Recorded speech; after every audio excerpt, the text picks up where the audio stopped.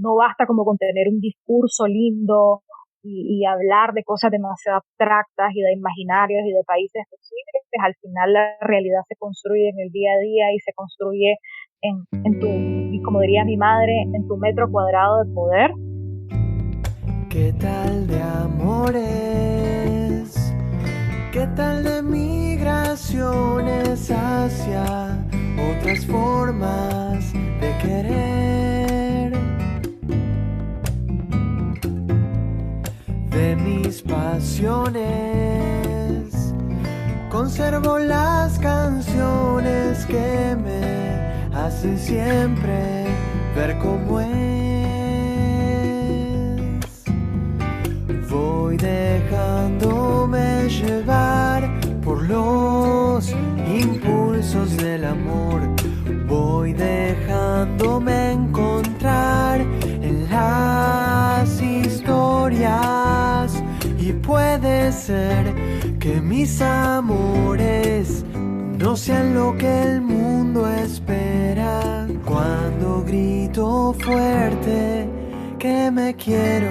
Hola, mi nombre es Nicole y te doy la bienvenida a este nuevo episodio de ¿Qué tal de amores? El día de hoy me acompaña desde Nicaragua Ana Lucía Álvarez. Ella es economista, feminista, activista y defensora de los derechos humanos, quien nos compartirá su historia y su camino en la construcción de una sociedad más justa y más humana. ¿Pero qué es lo que le mueve? ¿Qué es lo que le inspira y le motiva todos los días?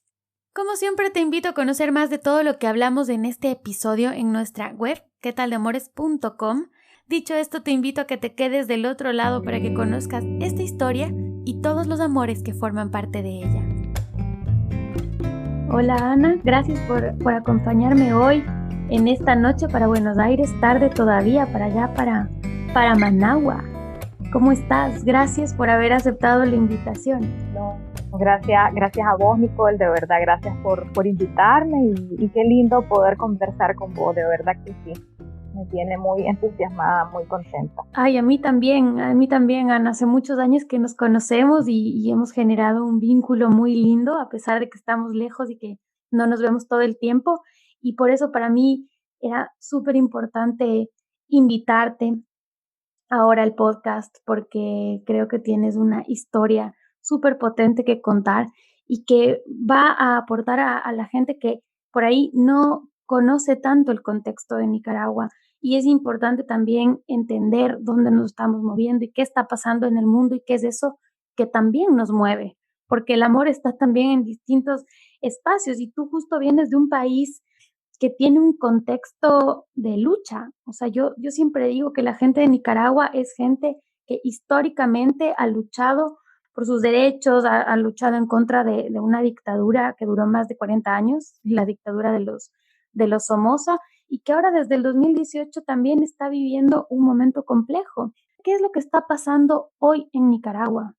Que por ahí no todo el mundo lo tiene en mente. Bueno, antes que nada, más bien muchísimas gracias a vos, Nicole, por invitarme a este espacio. Como te decía antes, la verdad es que estaba entre entusiasmada y nerviosa porque también sé que es un espacio muy íntimo, pero muy lindo, ¿no? Y con muchas ganas como de ver qué sale de este compartir.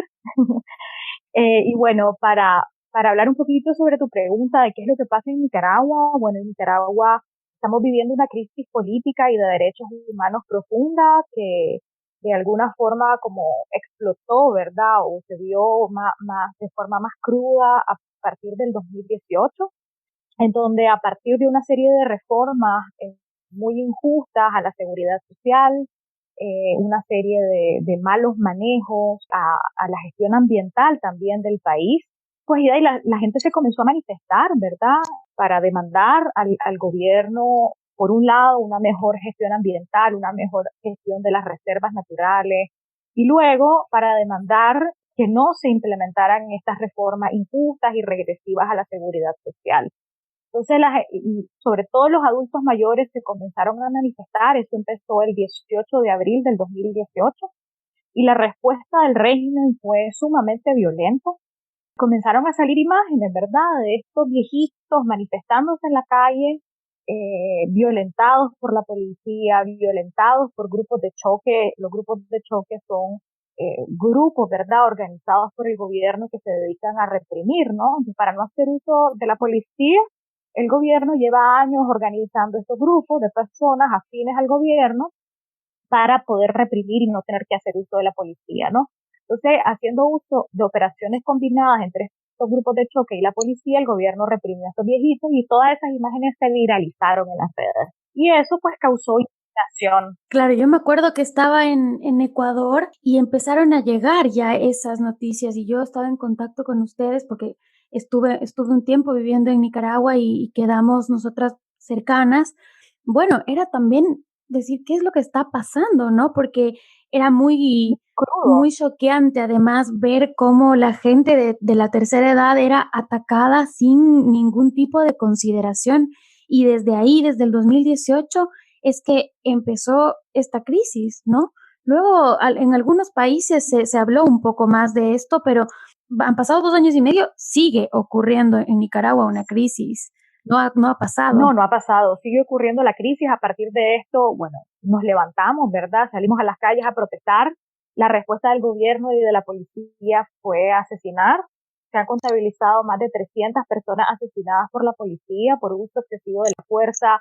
Es decir, hay patrones sistemáticos, ¿no? De tiros de francotiradores en cabeza, pecho, tórax. Bueno, además de eso, bueno, la gente, bueno, nos comenzamos a indignar más, nos organizamos, paralizamos el país. Más del 85% de las carreteras del país estaban trancadas. Entonces, o sea, fue una organización casi generalizada, ¿verdad? Y lo que hizo el gobierno fue desarticular esa organización a través del uso todavía más organizado de la policía, ¿verdad? Y siguió matando gente, comenzó a meter presa a personas opositoras, a personas organizadas, a personas disidentes. Y bueno, desde el 2018 hasta la fecha, en Nicaragua han habido más de 1.000 personas presas políticas y, y bueno, más de 1.500 personas detenidas también por razones políticas, personas que han quedado con lesiones permanentes, y ni un solo caso, ¿verdad?, ha recibido justicia. Es decir, no se han establecido responsabilidades ni del Estado ni responsabilidades particulares. Y bueno, actualmente vivimos un estado de sitio de facto. Las ciudades están tomadas por la policía, las principales, bueno, en Managua en general y en las principales ciudades de Nicaragua no hay muchos espacios públicos, pero los pocos espacios públicos que hay están tomados por la policía como un símbolo de poder, ¿no? De que no nos podemos organizar. Las veces que hemos intentado organizar plantones, manifestaciones, las han reprimido, nos han llevado detenidos, es decir, es una situación realmente compleja, pues la que se está viviendo y bueno, además la institucionalidad del país está totalmente desmantelada, ¿verdad? El régimen controla todas las instituciones. Esa es nuestra lucha, no solamente poder obtener justicia, ¿no? Por todo lo que ha sucedido, sino también poder pues reconstruir un país que está hecho pedazos.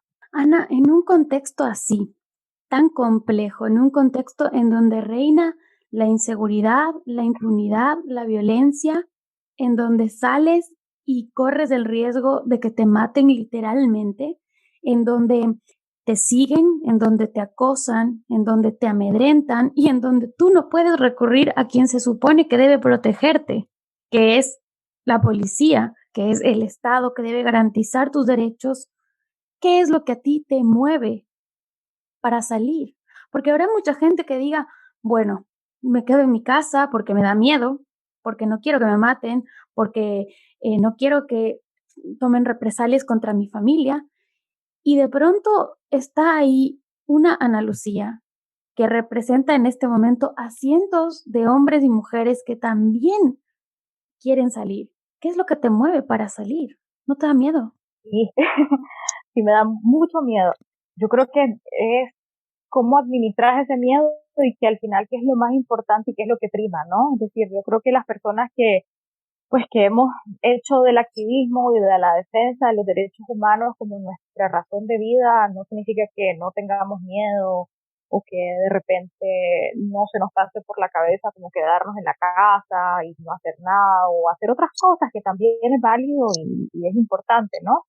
Pero es el tema de para mí como que hay, no sé, una razón como superior, ¿no? Es decir, y esa razón superior es que creo en la posibilidad de poder tener, digamos, un mundo distinto, un país distinto, una forma de relacionarnos distinta, y que al final eso parte de cómo te comprometes con las relaciones humanas, ¿no? Entonces, si bien es cierto, por un lado, el tema del sueño por un país y por organizaciones y por instituciones es importante para mí, creo yo que lo que me mueve todos los días es mi compromiso concreto con la gente que conozco, ¿no? Que está pasando por situaciones complejas. ¿Y a qué me refiero con eso? Pues mi compromiso concreto y las relaciones que he construido, por ejemplo, con los familiares de las personas que están presas.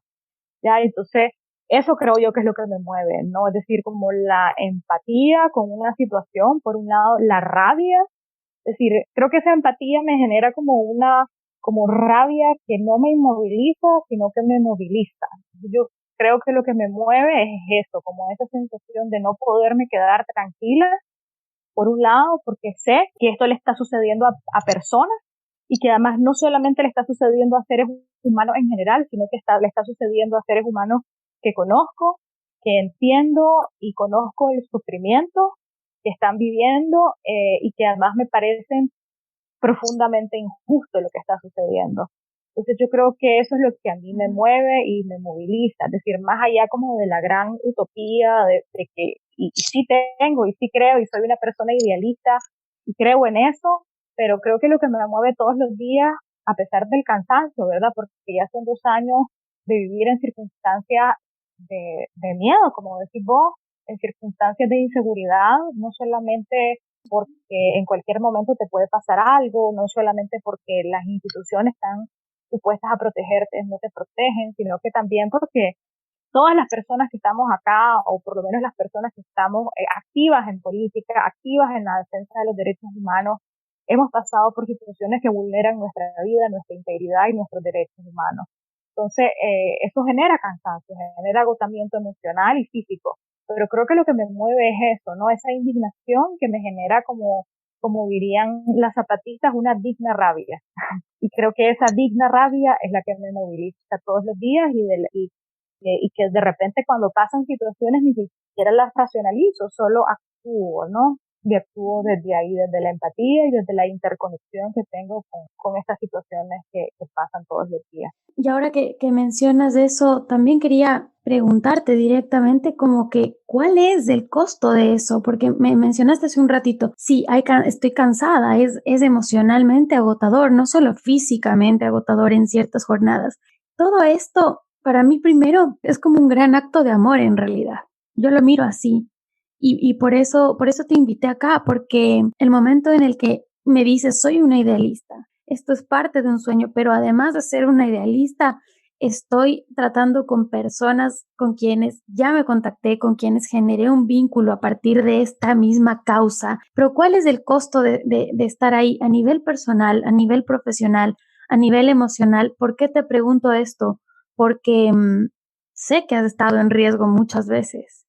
Sé, por ejemplo, y esto yo lo digo, para mí fue impactante prender el televisor en ese momento en Quito y verte a ti en la tele cómo te llevaban presa. Y enseguida, ¿qué pasó con la Ana? ¿Dónde está la Ana? ¿Qué pasó? Entonces, ¿cómo has enfrentado todas estas situaciones? Y bueno, luego hablemos un poco de ese día en el que te detuvieron, porque fue muy difícil ese momento, ¿no? Para la gente que vimos y que nos enteramos de esa manera, en mi caso desde Quito, imagínate, prendo la tele nacional y le veo a mi amiga Ana Lucía en una situación tan complicada. La verdad fue sentarme un poco a llorar porque me asusté yo demasiado y solamente pensaba, ¿cómo estás tú y cómo está todas las otras personas que tuvieron que pasar por eso? Entonces, el amor a la causa también tiene este costo. ¿Cuál ha sido para ti y qué es lo que tú recibes a cambio? Pues mira, para serte sincera, sí es algo que me pregunto todos los días, porque a pesar de que yo creo en la posibilidad de construir mundos y espacios más justos, más humanos, más solidarios, es difícil en el día a día, ¿no? Porque pues al final las sociedades en las que hemos sido socializadas, son sociedades sumamente autoritarias, son sociedades en donde el ejercicio del poder es sumamente vertical, súper caudillista. Entonces, por mucho que estemos organizadas y estemos tratando como de cambiar las cosas, ¿verdad? Hay muchas situaciones bien complejas que pasan todos los días que de repente no me hacen no preguntarme, efectivamente tiene esto sentido, efectivamente después de todo lo que ha pasado, después de todo el esfuerzo colectivo que hemos puesto a esto, ¿va a haber algún cambio, alguna transformación en Nicaragua efectivamente real? Porque sí me lo pregunto todos los días, ¿no? Pero más allá de eso, creo que lo importante es como dentro de todo esto que de repente te puede hacer perder el norte, es como independientemente de esto es lo que yo creo, ¿no? Esto es la ética, digamos, por así decirlo, o la forma en la que yo quiero construir relaciones a la que yo me aferro independientemente de lo que pase a mi alrededor, pues, es decir, yo efectivamente sí creo que es posible a pesar de todo esto y a pesar de que el día a día de repente te diga que no.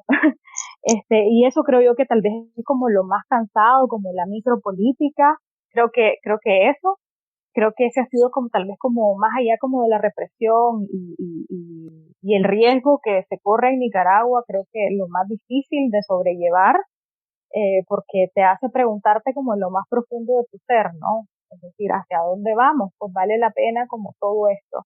Pero creo que también dos cosas. Uno, creo que no verlo como desde el victimismo en el sentido de que, decir, las personas que hemos elegido este camino, me refiero al activismo, a la defensa de los derechos humanos, a estar en Nicaragua en estas circunstancias, sabemos a lo que nos estamos ateniendo y lo estamos haciendo por una convicción política profunda y ética profunda en el sentido del tipo de sociedad y el tipo de relaciones humanas en las que creemos. Y eso no significa, digamos, como no cuidarse, ¿no? Es decir, no darse espacios como emocionales para poder vivir eso, tratar como de construir espacios como más sanos. Yo creo que en ese sentido este tiempo me ha enseñado mucho, en ese sentido de la necesidad de ponerle énfasis a eso. Yo como feminista, ¿verdad? Como si siempre decía, no, como el autocuidado es político, pero cuando se toca ya efectivamente vivir en un contexto en donde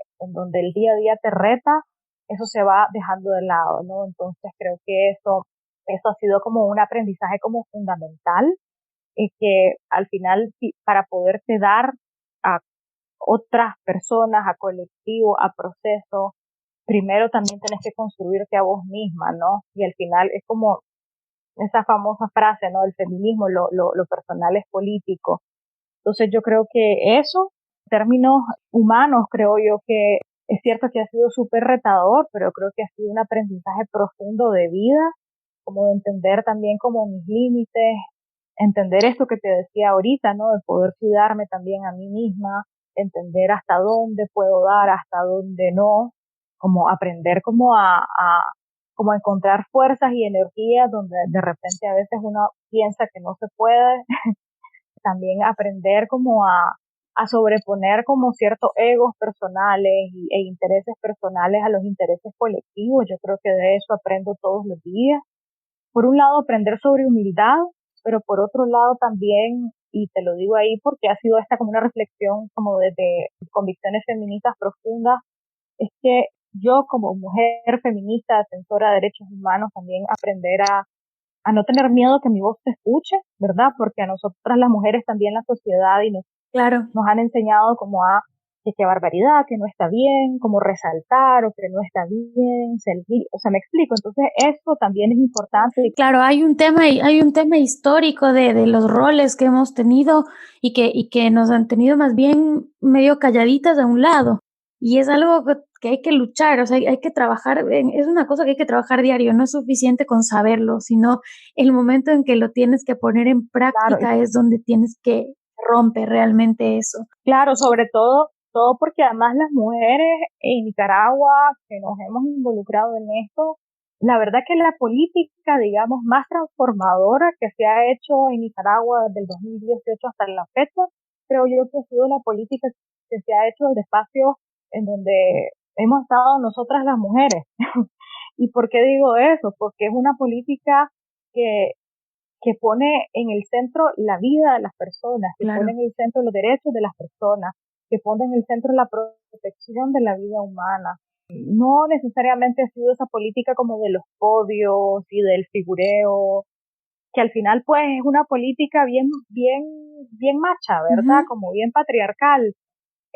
Pero decir aquí los espacios de mujeres y cómo nos hemos organizado las mujeres ha sido clave para uno, sostener a los presos y a las presas políticas, sostener la Ujú. organización de espacios, sostener muchísimas cosas. Y yo creo que ahí el reto está en cómo trascendemos esto y hacemos esto visible, ¿no? Porque si no lo que va a pasar es que todo ese ejercicio político que hemos venido haciendo desde el 2018, que ha sido central para sostener la resistencia y la lucha en Nicaragua y para hacerla posible y para proteger la vida, sobre todo, va a pasar, digamos, desapercibida, ¿no? Y no se va a visibilizar, digamos, en el relato colectivo y en la narrativa de lo que ha pasado en Nicaragua. Entonces yo creo que ese es nuestro reto político fundamental, por un lado, y por otro lado, cómo efectivamente también logramos, más allá de esto, poder también como ocupar espacios para que efectivamente ese rol que hemos jugado se nos reconozca y ese rol además tenga un lugar en cualquier proceso que llegue a suceder en Nicaragua. Ujú.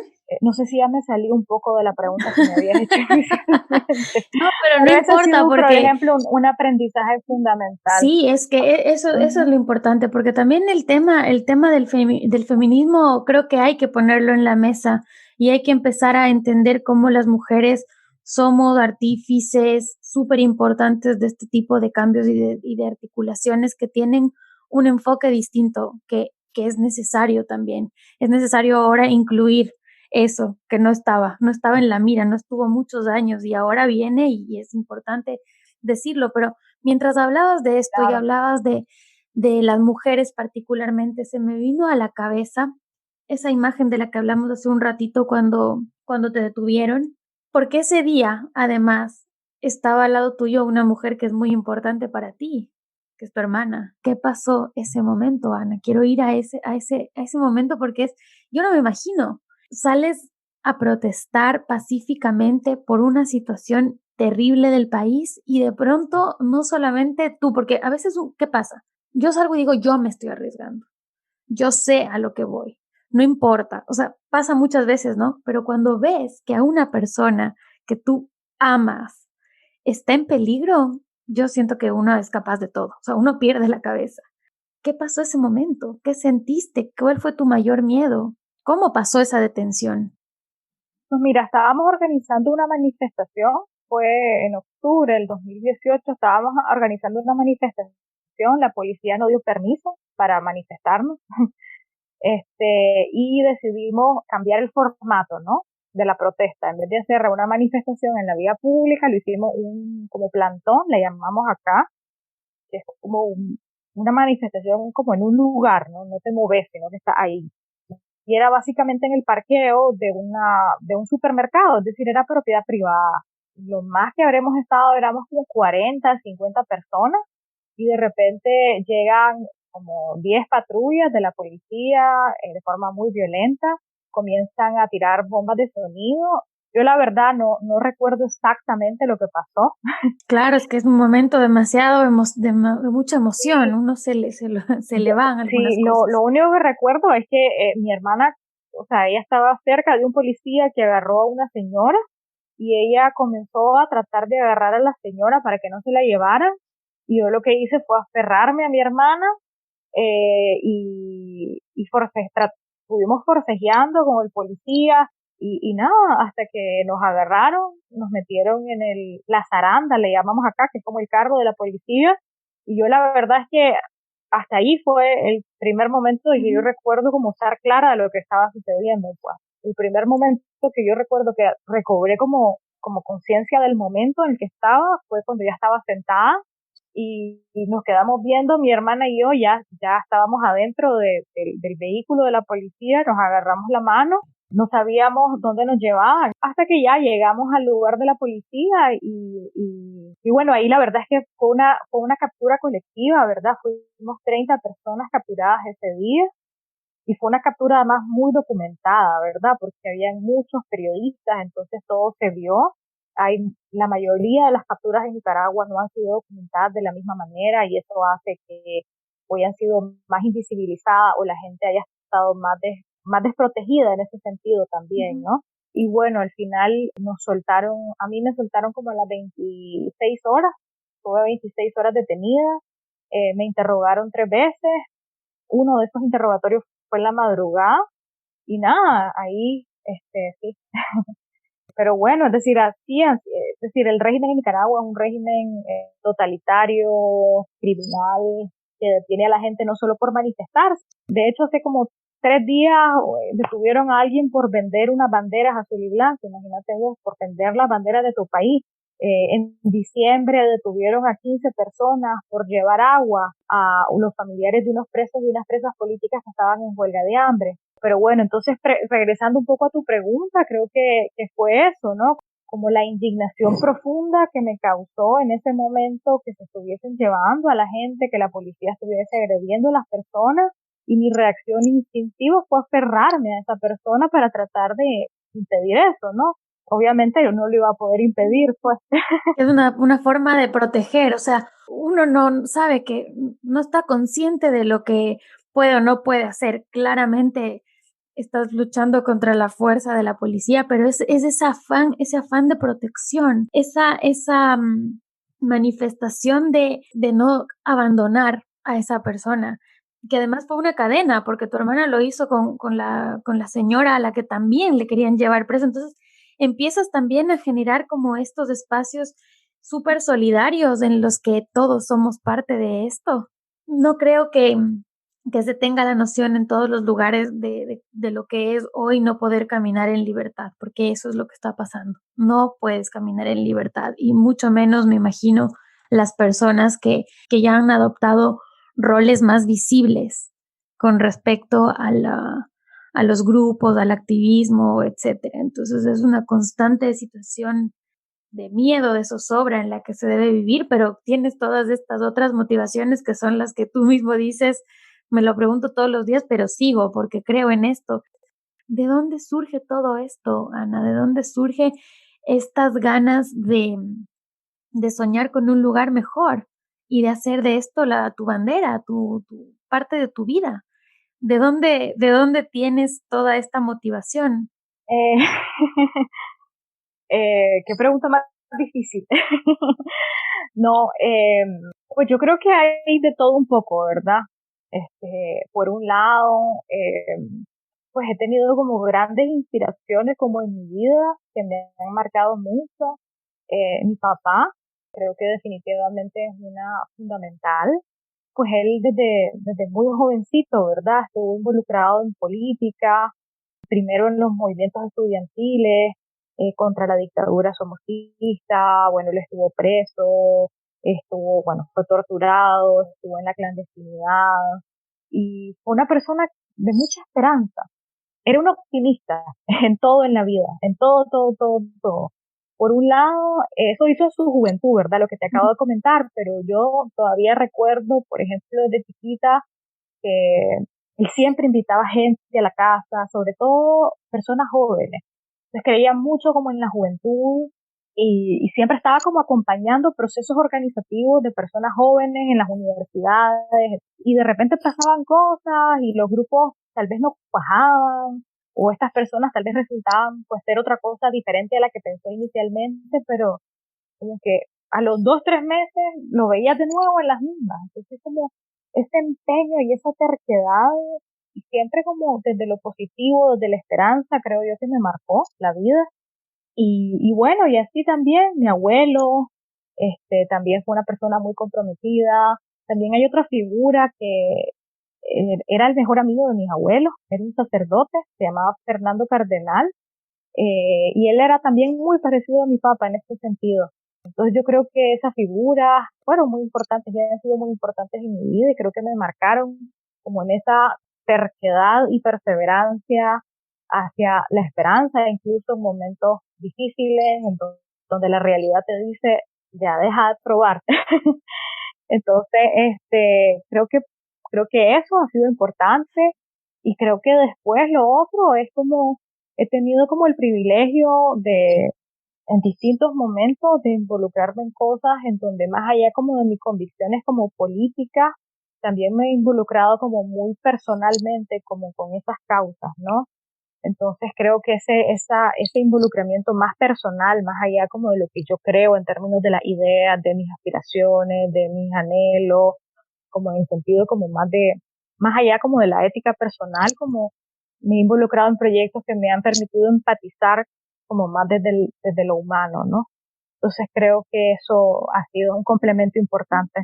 Y yo creo que te estás refiriendo a uno de esos proyectos en los que nos conocimos. Sí, en el techo. En el En el techo. techo, en realidad bueno, ahí empezó nuestra relación que Ana, qué apasionada siempre. Ana era directora social y yo fui a Nicaragua y realmente fueron meses súper valiosos para mí. Y ahora, Ana, que estabas hablando, yo no puedo evitar decirlo porque tuve esa suerte enorme de conocer a esas tres personas que acabas de mencionar y de compartir además cosas con esas tres personas tan importantes para ti, que son tu papá, tu abuelo y el padre Fernando, y yo lo recuerdo. Es que para mí el recuerdo que yo tengo de Nicaragua es demasiado especial, demasiado importante por cómo viví con ustedes todo ese proceso, con ustedes, mis amigas y mis amigos me refiero, pero también por el trabajo que hicimos, que me permitió a mí también conocer otros espacios, otras realidades y también conocer toda esa historia que hay detrás de un país del que no se suele escuchar mucho afuera, del que no se suele escuchar mucho en las noticias. Un país chiquitito, un país muy pobre, pero un país que tiene una historia impresionante. Por eso para mí era tan importante poder hacer este encuentro contigo, porque me parece que las historias que sostienen toda esta lucha son súper importantes y son parte del ADN ya de mucha gente de Nicaragua, parte del tuyo. Algún momento yo haré un relato de cómo fue el día que le conocí al padre Fernando, que no me lo olvido más, que fue en tu casa, que yo no sabía quién era. Y le hice una montonera de preguntas imprudentes.